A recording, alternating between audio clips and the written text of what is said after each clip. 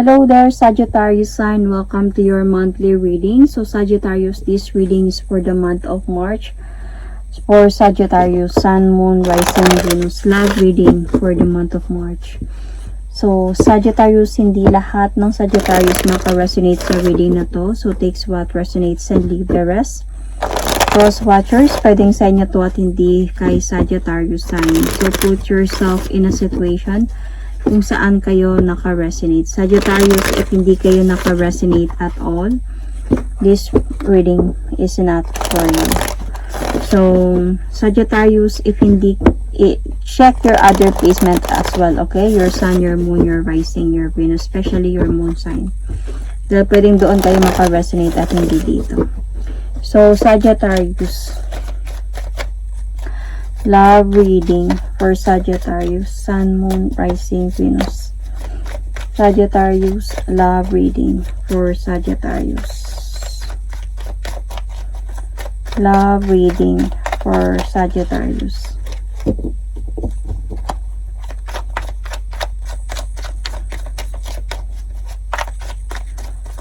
Love reading for Sagittarius.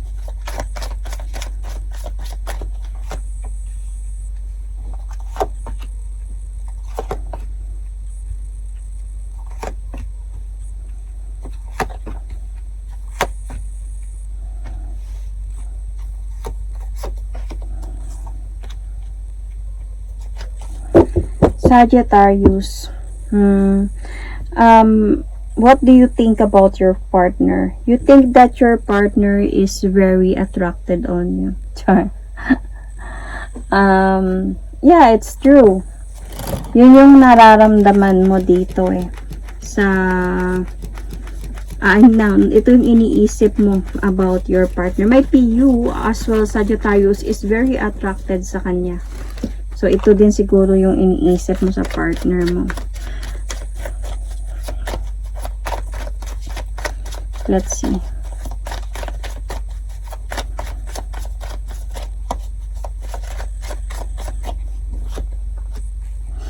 Sagittarius, pero na feeling ko dito no. I think nasa point na iniisip mo sa person mo that your person is like still meron pa din siyang connection with the past. Might be with the family, with the wife, could be you are still observing this. Parang feeling mo nag-uusap pa sila with the past person.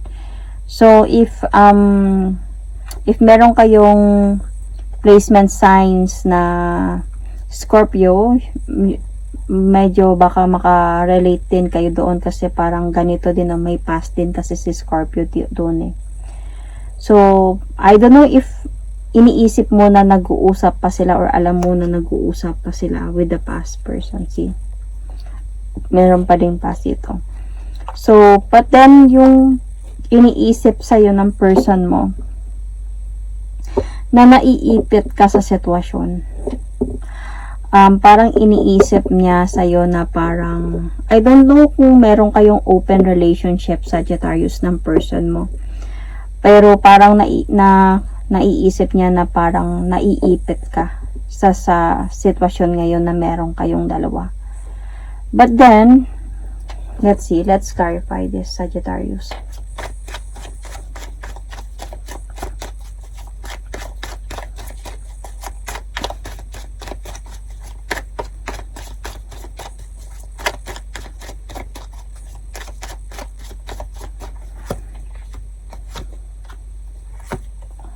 See?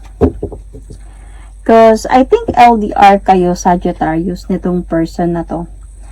But then, itong person na to, parang iniisip niya din na natatrap sa situation ikaw about nga with the responsibility na meron siya siguro with the past person. Parang iniisip niya din sa'yo na nasasaktan ka sa mga nangyayari na parang somehow, sometimes, baka magbabago ka din dahil sa ganito na meron sa kanya. Pero kung ano yung nararamdaman ng person mo sa relationship ninyo, pagmamahal. Ano yung nararamdaman mo? Yeah, how you feel about your relationship na meron kayo. It's pagmamahal sa part mo. Puno kayo dalawa ng pagmamahal. Nagmamahalan kayo. It's just that knowing the truth could be is like parang syempre you want to know the truth. Sometimes you are observing the situation. You are asking your person. Kaya minsan naiisip niya yun, parang natatrap ka between the past and you ngayon nga. Pero hindi naman ata to, dahil siguro yun yung iniisip ng person mabot sa'yo, hindi niya pinaparamdam to sa'yo. Kasi yun yung nararamdaman mo sa relationship ninyo na mahal ka ng person mo. Kasi yun yung pinaparamdam niya din talaga sa'yo na mahal ka niya. And yung nararamdaman ng person mo about sa relasyon ninyo is happiness and fulfilled. I think this past niya is already the past. Feeling ko kung ano man connection sa kanya with the past is the children or child could be. Yun na lang yung connection doon. And might be, of course, meron sigurong fear sa'yo dito sa Sagittarius that they are still talking because of the responsibility, the support could be about children. So, syempre may kaba ka din na baka magkabalikan pa. Pero happy naman kayo. And this person even proud of you. Nasa point na yun yung nararamdaman niya sa relasyon ninyo. Happy and fulfilled siya. Contented siya sa relationship na meron kayo. Sagittarius. So saan na ba ng level of attraction ang nararamdaman mo sa person na to? Very deep level. Mahal mo talaga, mahal nyo yung isa't isa, mahal mo talaga yung person na to. Ito yung level of attraction with the Lover's card na feeling like ang dami nyo ng pinagdaanan, mahal nyo yung isa't isa, connected kayo sa isa't isa, naiintindihan nyo yung isa't isa, para kayong soulmate. Yun yung level of attraction na nararamdaman mo sa person mo. So, dito sa person mo naman, let's clarify this.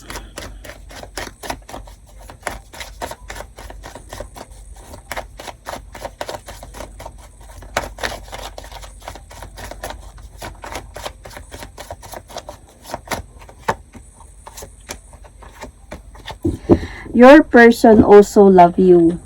Why I did clarify? Because of meron siyang feeling of like parang waiting lang siya sa mga pwedeng mangyari, or hindi siya ganun ka masaya talaga.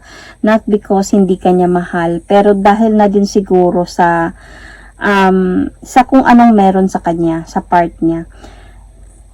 Siguro feeling ko, Sagittarius, ganito, yung relasyon ninyo, gusto na niya sanang maging, kumaga, ipakilala ka, maging proud siya sa'yo in public or something, pero siguro napipigilan pa to because of baka sa responsibility na meron siya sa mga anak niya ba, sa pamilya niya.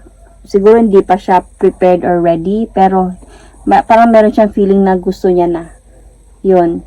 So, kaya hindi siya masaya. Kasi parang nakakaramdam pa din siya dito ng parang coldness. Though mahal ka niya, gusto niya kasi talaga mag-offer sa'yo ng new beginning Commitment, new beginning. So, sometimes, minsan gusto niyang mapag-isa, gusto niyang mag-isip ng maayos. Because this person really want to offer you victory in life. This person love you as well talaga. Kaya nga sabi ko, hindi siya masaya dahil hindi kanya mahal, o hindi dahil nararamdaman niya yung coldness dahil hindi kanya mahal. Kaya lang hindi niya siguro talaga nabibigay yung gusto niya talagang mangyari sa relationship ninyo, which para masatisfy ka in a way dahil nga meron siyang past. So kasi lalo na yun iniisip niya nga, 'di ba, na minsan parang bad trip ka, parang naiipit ka sa sitwasyon, parang masyadong nag-iisip ka, baka mga ganong mga bagay.